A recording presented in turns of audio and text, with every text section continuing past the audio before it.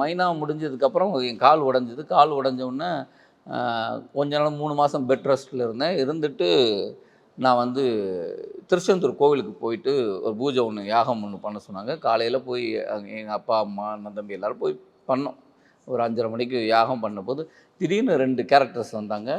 கொஞ்சம் ஒருத்தவங்க வந்து கால் ரொம்ப தாங்கி தாங்கி நடந்து வந்தவங்க, ஒருத்தவங்க வயசானவங்க, ரொம்ப புவர் ஃபேமிலி. புரியுது. எங்கள் ஃபேமிலியே புவர், அந்த சைடில் இருக்க புவர். அவங்க வந்தாங்க, வந்து ஆப்போசிட்டில் சிரிச்சுட்டு உட்காந்தாங்க. அப்போது இந்த ஐயர் வந்து அட்சதை போடுறது எல்லாம் போடையில் அவங்க வந்து எடுத்தாங்க. அப்போ இவர் வந்து சொல்கிறாரு, அம்மா நீ இல்லைம்மா வைம்மா அப்படின்னு அந்த அம்மாவை தடுங்க. நான் சொன்னேன் வை. அவங்க யாருன்னு எனக்கு தெரியாது. புரியுது. நான் நல்லா இருக்குன்னு ஒருத்தன் செய்கிறாங்க, ஏன் தடுக்கிறீங்க விடுங்க அப்படின்னு. இல்லை நீ என்ன, அப்போ அவங்க வந்து சொல்கிறாங்க என்ன சாதாரண நினச்சியா, அவங்க ரொம்ப பூராக இருக்காங்க என்னடா பண்ணணும் அப்படின்னு. நான் அப்போ வந்து ஒன்று சொல்கிறேன், அவர்கிட்ட சொல்கிறேன் ஒரு 10,000 கையில் கொடுங்கன்னு நான் சொன்னேன். இது எனக்கு இது வந்து யோசிச்சு செல்லணும், நான் எதுவும் சொல்ல, எனக்கு தோணுனோடனே நான் வந்து டக்குன்னு சொல்லிட்டேன். அது எனக்கு இன்றைக்கி ஒரு கில்ட்டியாக இருக்குது.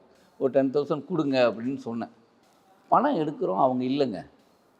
எனக்கு ஒரு மாதிரி இருக்குது. ஆனால் அவங்க இல்லை, அவங்க 2 பேருமே காணோம். நான் போயிட்டு கடவுள்கிட்ட போய் ப்ரே பண்ணுறேன். எனக்கு முருகர்லாம் தெரியல. எனக்கு லிட்டரலாக கண் கலங்குது. எனக்குள்ளே ஒரு கேள்வி வருது, உன்னை பார்க்க வந்தாங்க, நீ அவங்கள்ட்ட வந்து இந்த இருக்குது காசுன்னு கொடுத்து அனுப்புகிற, அவங்க அதை தேடி வரலையே, உன்னை பார்க்க வந்தாங்களேன்னு எனக்கு, நான் அன்றைக்கி என்ன நினச்சேன்னு அதெல்லாம் இல்லை. ஆனால் அந்த 2 பேரை நான் அதுக்கப்புறம் நான் சந்திக்கவே இல்லை. நான் வந்து எங்கே இருக்காங்க எது இருக்கான்னு அவங்க இன்றைக்கி வரையும் பார்க்கல. ஆல்மோஸ்ட் நான் சொல்கிறேன் 14 வருஷம் ஆயிடுச்சு. அது வந்து எனக்கு ஒரு உறவுக்காரங்க தான். ஒரு பயங்கர கில்ட்டி அது இன்றைக்கும் எனக்கு இருக்குது.